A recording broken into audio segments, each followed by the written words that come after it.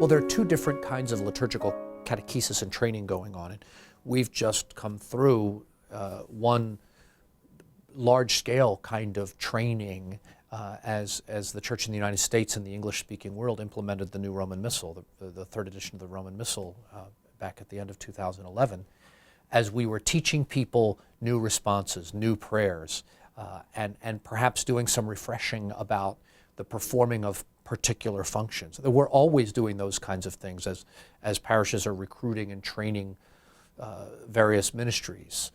It happens every week at choir rehearsal and training cantors. So those specific kinds of things, those things are essential and necessary in order for the carrying out of the liturgy in a way that's reverent, that's prayerful, that's meaningful, so that it's not sloppy and disjointed.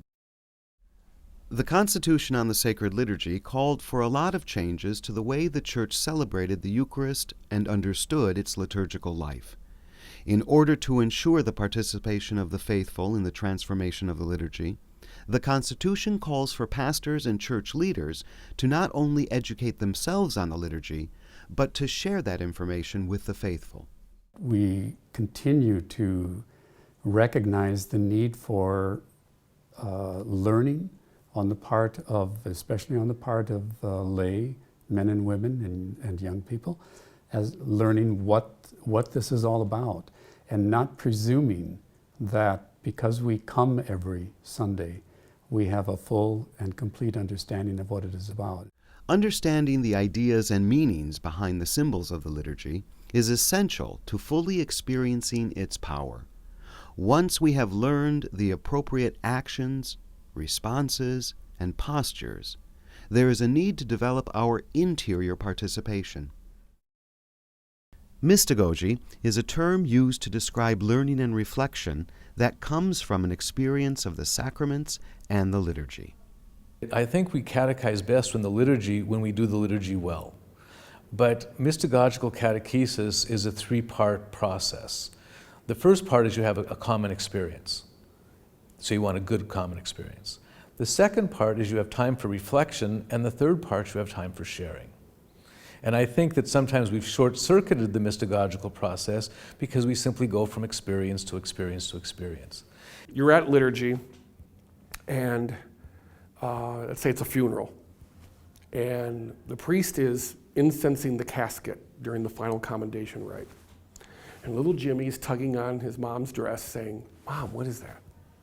Now, the inclination of mom is to explain to Jimmy, "Oh, this is what it means." And she'll go, "Bah, bah, bah, bah, bah, bah, bah." Now, and I get that. Teachers and parents are obsessed with making sure their children understand everything, understand. Why not instead, when Jimmy says what's going on there, instead of trying to tell them what it means, ask them, "What do you think it means?" Or more importantly, how does it make you feel? What would mystagogia look like? Well, maybe it would look like taking 5 minutes at the beginning of every liturgy, the way somebody like Romano Guardini did, to focus now on the meaning of kneeling, or on the meaning of the sign of the cross, or on the importance of the oils. To take the elements and the words and the gestures and the objects of liturgy and not talk about them, but poetically reflect about them. This all isn't just about performing a function and doing a job and doing it right, learning your lines or knowing your paces and where to be.